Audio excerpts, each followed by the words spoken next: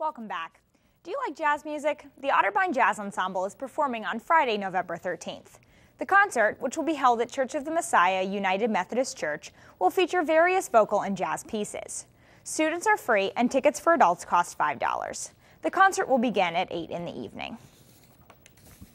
Get a head start on your Christmas shopping by visiting the Otterbein Craft Bazaar. This Saturday, November 14th, the 5th annual bazaar will take place at the Otterbein College Campus Center. Crafts will be for sale from Otterbein students, faculty, and staff. For more information on the event, which will be held from 10 in the morning to 4 in the afternoon, call the number on your screen. Mark your calendar for the upcoming faculty recital on Wednesday, November 18th. This week's recital will be performed by faculty members Michael Haberkorn, Jim Bates, Kimberly Goodman, and more. The musical selections will honor Wanda Landowska, an early 20th century harpsichordist. The recital will be held in Riley Auditorium at 8 in the evening. Like all other faculty recitals in the series, it is free and open to all. For more information, call the Otterbein Department of Music. Westerville North's High School Theater will begin its season tonight with the play The Man Who Came to Dinner. The play, which originated in the late 1930s, will run November 12th, 13th, and 14th at the Westerville North Theater. All shows will begin at 7:30 in the evening, and tickets are $5.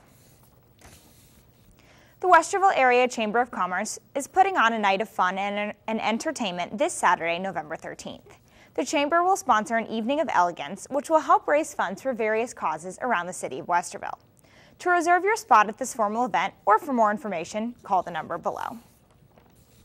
Coming up next, an H1N1 update from health reporter Anna J. Diggs. But first, let's take a look at what's going on in the Westerville community this weekend.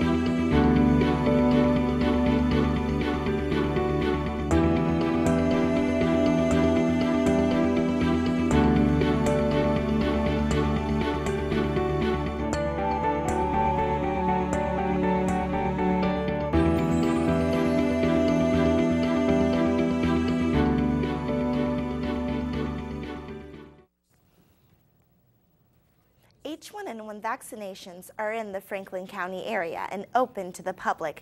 These vaccinations are first given to the top priority risk groups: children of 6 months to 18 years, pregnant women, adult caregivers under 6 months of age, and medical care staff who provide direct patients with H1N1.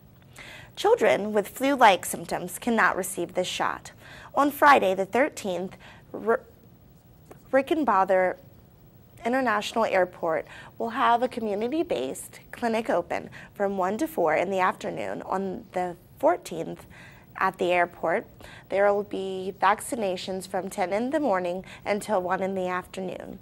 The H1N1 shot will only be available to the priority groups, but the flu miss will be open to those who are 2 to 49 years of age. These vaccinations are free of charge and sponsored by the Franklin County Board of Health. This week, members of the Otterbein community came together to support those affected by a deadly disease. On Wednesday, November 11th, the HIV and AIDS fundraiser 3 vs. 3 basketball tournament was held in the Reich Center. Senior Ashley Sherritt helped in organizing the event. 3 vs. 3 is a basketball tournament fundraiser for Camp Sunrise. Camp Sunrise is an organization in Ohio where kids who have HIV or have a family member with HIV go for a week in the summer just to kind of get away from everything and have people who understand their illness or the illness that they're dealing with every day. And then they also get counsel all year long. And we wanted to raise money for this group because they cost about $1,000 for one kid to go to camp and have that support for that kid. Both men and women of the Otterbein community participated in this event. We decided to come out tonight just to play some basketball and have a good time and also support a good cause. This event also had many games such as Guitar Hero and prizes. This exciting event was very successful on AIDS and HIV awareness. I think that we're going to try to continue having this event or some kind of event like this for the years to come. We're kind of in the process of figuring that all out. Speaking of athletics, what do you have for us in sports this weekend, Vin? Coming up in Sports Watch, a local football team advances further in the WOCC playoffs. Stay tuned.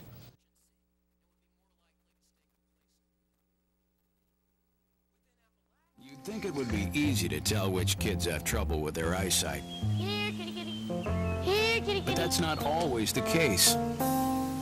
Even though 1 in 4 children may have a vision problem, eye doctors tell us the symptoms aren't always so obvious. For clues on how to spot the real-life signs of childhood vision problems, visit checkyearly.com, a public service message from the Vision Council of America, and reading is fundamental. They've stormed beaches and freed countries. They've raised our flag and our hope.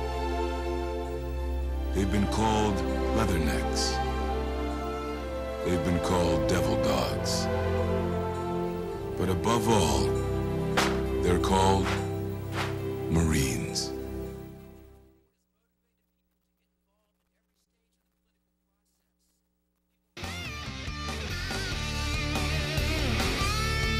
Kid's not falling for anything. Walton shot, good. Rebound from Keeney, nothing but net.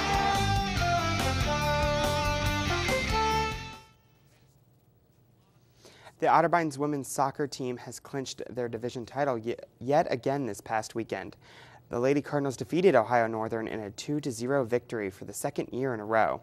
The girls are currently ranked 11th in the nation and have an automatic spot in the NCAA tournament to come. The Otterbein football team combats John Carroll University this Saturday on the Cardinals' home turf. The Cardinals will kick off against the Blue Streaks at 1:30 in the afternoon. And Westerville South defeated Liberty in a rematch playoff game last weekend with a final score of 50-14. The Wildcats will kick off their second playoff game against the top seed and undefeated Dublin Kaufman at 7 in the evening this Saturday. The game will take place at Upper Arlington, and the victor will go on to face either Hilliard-Davidson or Pickerington Central. So that's it for Sports Watch. Do you have a plan on going to see any sports today? Yeah, Vinny, I do. I plan on going to see the Otterbeins, hopefully come out with a good victory against John Carroll this weekend. I'd like to see everybody back to health, but hey, what can you do? Awesome. And finally today, an inventor in Italy has developed a device that could perhaps keep some church traditions alive in the wake of flu season. The inventor devised an electronic holy water dispenser, which allows the faithful to partake without the fear of contracting swine flu and other contagions. The machine functions like a soap dispenser in public restrooms, and a wave of the hand underneath the sensor distributes the holy water. The device replaces a communal font where worshipers normally dip their hands after service. The inventor is receiving orders for the device from around the world.